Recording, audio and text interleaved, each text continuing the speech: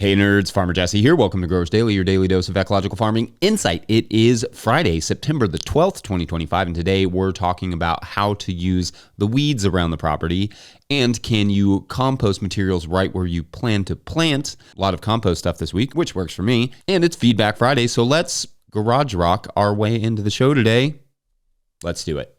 Hey nerds, it's all we have is now. Today, let's talk about rock and roll.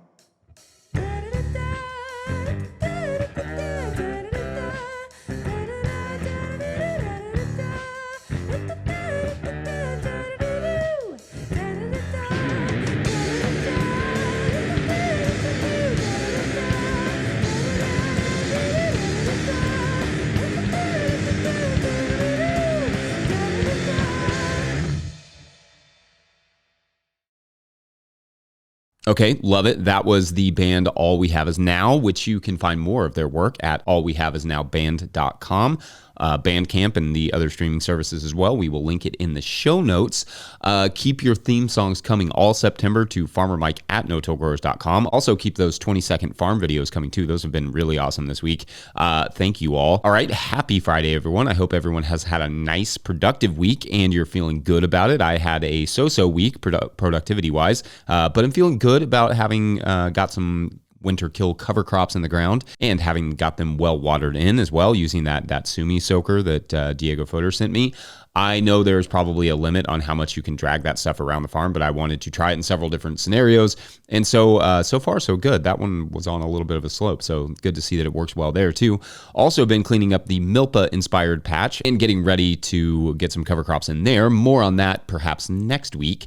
Anyway, for now, it is Friday, which means Feedback Friday, where we explore what you all were saying about this week's topics. On Monday, we talked about starting a sliding scale CSA in a resort town, plus what I was planning to play around with in the garden next year. At GCC2313 asked, quote, what do you think about the biocompostable mulch, which is essentially similar to black plastic mulch, but made from biocompostable materials as a way to reduce plastic use? I live in a cool, wet climate and have learned that for the heat-loving crops, I truly need all the help I can.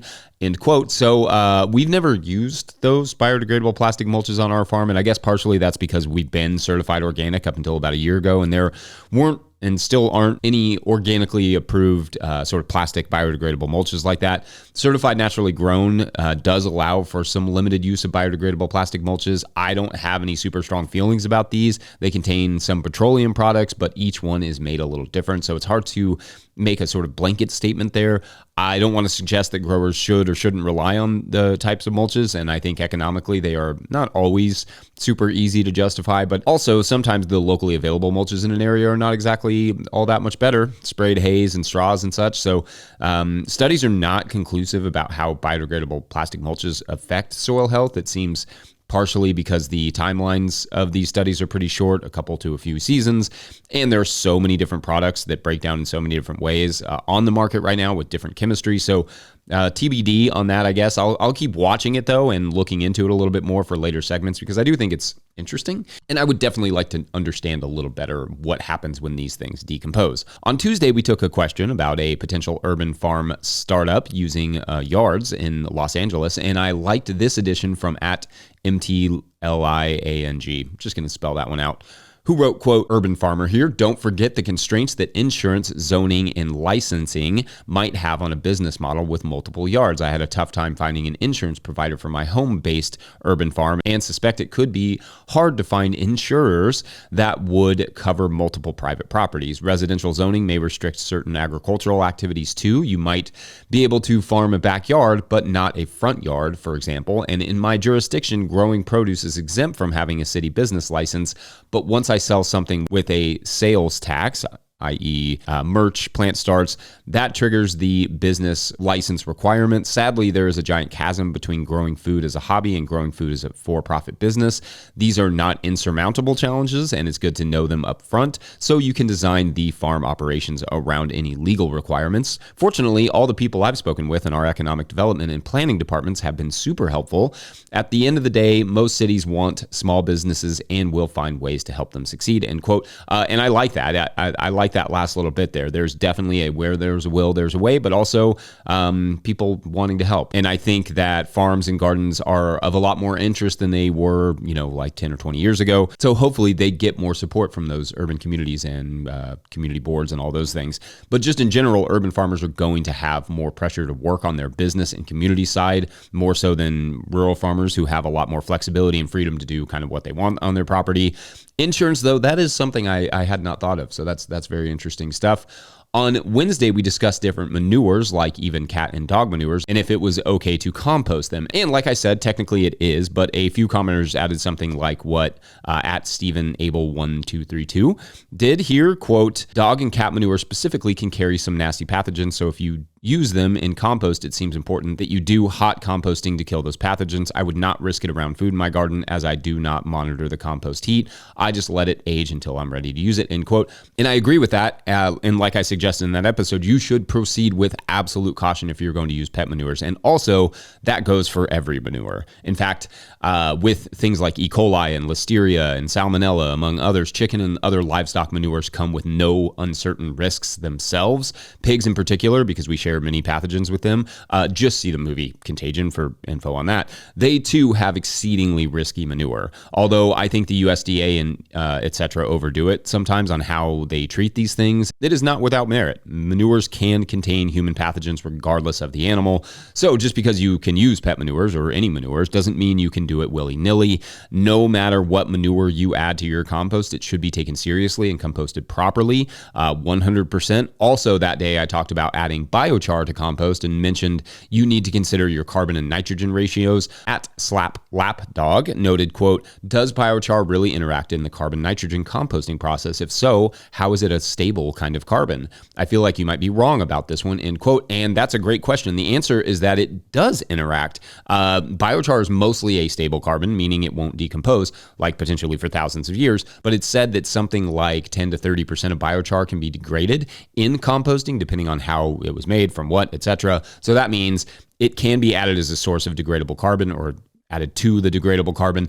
And although it doesn't behave exactly the same as, say, straw or wood chips or whatever other carbon sources you're using, it will lock up some of the nitrogen and can prevent adequate heating in the thermophilic stage, the hot stage, if added at too high of a dose. Effectively, you will still need biodegradable carbons, but you would want to consider some of the biochar that you add as part of that degradable carbon source in your carbon to nitrogen ratio. If you're using, say, chicken manure as the base manure, though, a little biochar can actually help retain some of that nitrogen that it so easily off-gases, so that nitrogen doesn't get lost to the atmosphere, which is a cool trick. Good on you, biochar. Anyway, I'll repost the most helpful fact sheet I found about that stuff in the show notes today. Very interesting stuff. Then on Thursday, we talked about squash bugs and bean beetles at Oak Knob Farm. Wrote, quote, I planted my squash later than usual this year by about a month and had 0 vine borers. We're usually overrun, they say. I realize they are not the same as squash bugs, but anecdotally, this concept has worked for me for other squash pests, end quote. Thanks. And for serious, life cycles do matter with pests. It's like a buffet for pests. If they get there too late or too early and everything is gone and then they have nothing to eat, that's good for us. It's not as good for them. Great stuff overall this week, you all, as usual. Also, I want to say how much I love how supportive you all are of one another when someone sends in a video or a song or whatever. That's always so cool to see, but not at all surprising. Best comment section on the internet, as I always point out. All right, well, let's take a quick break, and when we come back, we will talk about working with the weeds, sorta. Be right back. Hey, Jesse. This is Fall Prep here. Bill Price in North Idaho.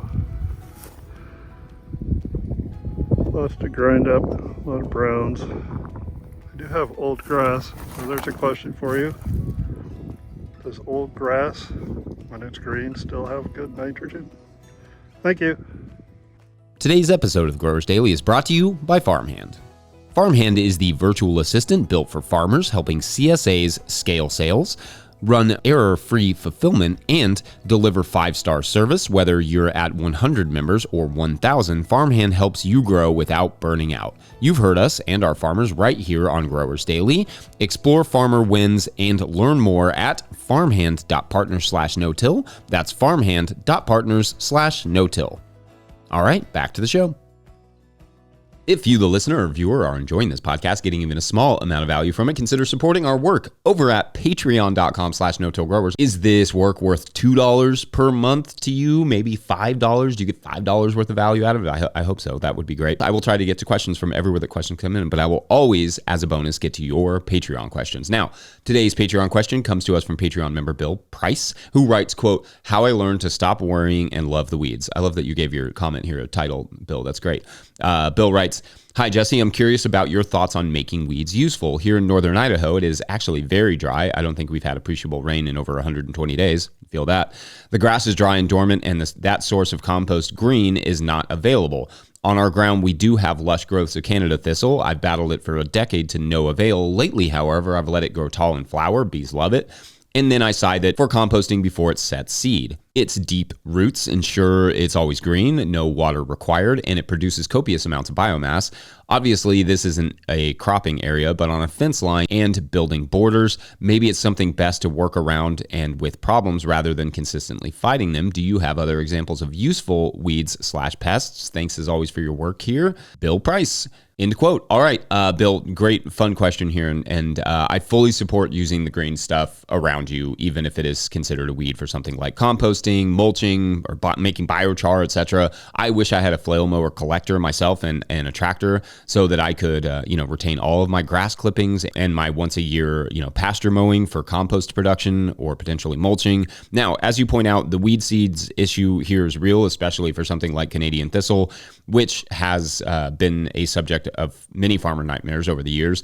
You would not want to collect those and have a single seed survive the composting process, but mowing just after the main flowers are set and the bees got to enjoy a few days of it, I think is a totally fine approach. Loads of nutrients and biomass there. Just make sure you don't miss a year. That would be the risk. And as you point out, it's drought resistant. As many of you will know, I use living pathways, which are sometimes specific plants with specific purposes like clovers, but are also just whatever nature puts in there because there's only so much you can do there. I keep those mowed with a small electric mower and collector, and then the material is then added to the compost, which eventually makes it back to the garden. I love that. It's a nice little symbiosis there. Livestock will take advantage of some of the weeds around your farm as well, especially goats, because all of the rich protein in them, especially when the weeds are young and lush. So that is an indirect use of them. If you add that to your compost pile, it's essentially turning those weeds into animal manures, then into compost to fertilize your gardens later. Green equals protein and protein equals nitrogen. So how can you turn that green, lush stuff around your farm into nitrogen for your garden? However you can do that is great. So long as you are not promoting any sort of weed issues in the garden, or at least risking them, then I'm all for utilizing your fence rows or around your barns or wherever they may be to collect some of that nitrogen. I also fully agree that oftentimes problems or challenges are opportunities. I love to think of the world that way. How can you turn that wet area where no crops will grow into useful space? Can it be a pond instead for toads and water and all those things? Or maybe it could be a pollinator habitat, a place to grow cress. How about the area that is overrun with bindweed? Can that be something other than a garden? Maybe it needs trees. Maybe it needs goats. Opportunity is the key word here, not looking at the negative aspects of a farm as, well, negative, but as untapped potential. That is, in fact, what it looks like to listen to your land, to listen to your soil. It is to ask it, what is this place giving me and what can I do with it? Anyway, what are some examples of that you all have experienced? Would love to hear them. Otherwise, let's take a quick break, and when we come back, we will talk about composting in place. Be right back. Farmer Claire Coleman here from the Winter Growers Podcast. Did you know that I also founded Real Farmer Care, a nonprofit that supports farmer well-being? From my own experiences farming, I knew firsthand that this type of support was missing from ag, so I decided to do something about it. As of today, there are over 500 farmer recipients of a $100 self-care award, with more applying daily. If you'd like to help, each $100 donated supports one new farmer. Visit realfarmercare.com to donate and learn more. Again, that's realfarmercare.com. All right, so something that comes up from time to time is this idea of just adding raw materials to a garden bed and then covering that with some mulch or something and then allowing all that to break down for planting in the spring. Essentially composting in place, or rather, I guess in this case, not composting at all, but decomposting stuff on a garden bed to improve the fertility. Or the materials are buried in like a ditch or something, or a hole beneath the soil, and or mulch is applied. Is this a good idea? To start, someone might ask, Why would you do that instead of just composting it so that the bed is not taken out of production? Well, first, not everyone who has the space for a few garden beds also has the space for composting. Not everyone who is allowed by their community to start a garden is also allowed by their community to compost. And maybe not everyone who wants to garden wants to also cover crop or grow a winter crop. So perhaps that is an alternative option for using those beds over the winter, an enriching one, no less. All right, so back to the is it even a good idea question. Well, it can be, sure, but it depends a bit on what materials we are using. Let's say that you are wanting to take your old kale or tomato plants and bury them in the soil and cover them with mulch to help enrich those beds for next year. Well, in that situation, it can work if you're not planning on planting kale or tomatoes there the next year, because you would also probably be propagating some plant diseases. So that's a scenario I would say is not ideal. Okay, let's say you have a bunch of juicy watermelon scraps from making really awesome juices that you put in your freezer and you're going to enjoy all winter. Ideally, those would not be added directly to the soil just because it's so much juiciness, but could be added on top of and then underneath of some wood chips or straw or etc. How about raw manure? Well, we talked earlier this week about the regulations for raw manure, but so long as it is added 90 days before any crop is harvested that does not touch the ground, or 120 days before a crop that does touch the ground is harvested, then you're technically good to go. That said, its efficacy at enriching the soil will depend on what state the manure is in, what time of year you put it down, if it has adequate moisture to break down, and what the carbon to nitrogen ratio is. Horse manure, for instance, can be slow to break down without adequate moisture added because it is higher in carbon than other manures. Chicken manure can off-gas a lot of its nitrogen without adequate carbon added, so you want to make sure to add your carbon. So the state of the manure itself will make a big difference. And again, the value of composting is killing potential pathogens, so without that, time is the alternative pathogen management strategy. Now, these ideas can certainly result in healthy soil. I think there are situations and perhaps waste materials that may make sense for this, maybe even more sense than composting them. I don't know. One that I think of is local harvest farm up in Canada used to put down, and maybe still do, a bunch of wood chips and then cover that with chicken manure and allow that to decompose for planting the next year, which I think is a totally fine way of going about it. Of course, with food scraps and such, rodents could be an issue, but they can be an issue in composting too if it's not protected. Smell too if your materials are not adequately covered. You could also use a tarp or burlap or something similar to cover the bed, the material, and all the materials and help them decompose and protect them from weather, which may also help with birds and other stuff dragging stuff out of your beds.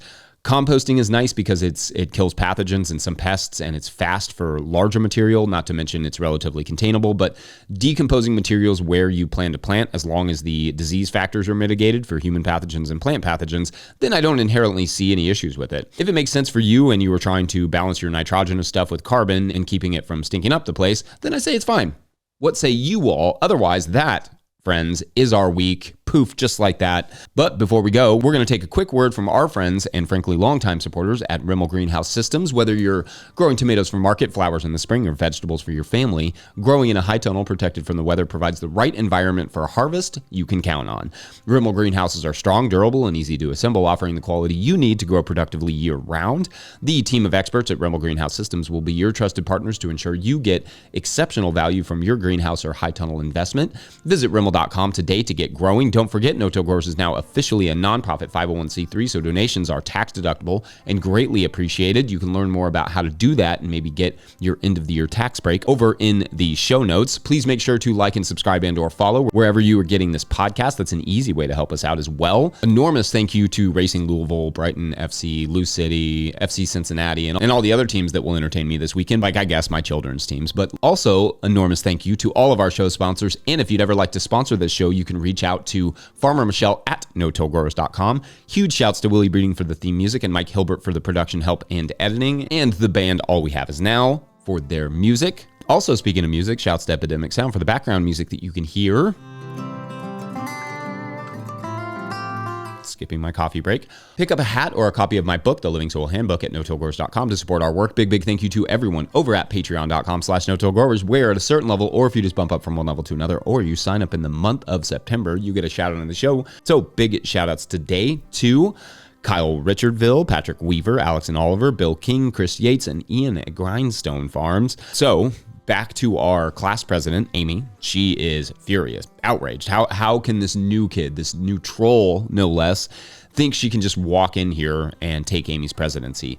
The next morning, Amy is out with her parents when she sees it, a sign, like a large sign near the school. Becca for class president, then another sign down the street, then flyers at the burger diner they go to for lunch. This is just absolutely out of control, Amy thinks. Her entire holiday break is spent fuming, coming up with a plan for when school gets back into session in January and how to deal with this new problem, this new challenge. Then, however, on the fateful Monday when she returns to school, she learns that Becca will not be coming back. Oh yeah, her friends tell Amy, didn't you know? Becca was an exchange student, just here for a few weeks. Amy suddenly slumps into herself, realizing her entire break had been spent fuming over something that wasn't even real, a challenge to her presidency in this case. So much energy and time and emotions wasted, and that, my friends, is the historically accurate story of where we get the term trolling, as told by Amy, class president, 5th grade. Thanks for watching and/or listening. We'll see you Monday for a new story about who knows what. Have a great weekend.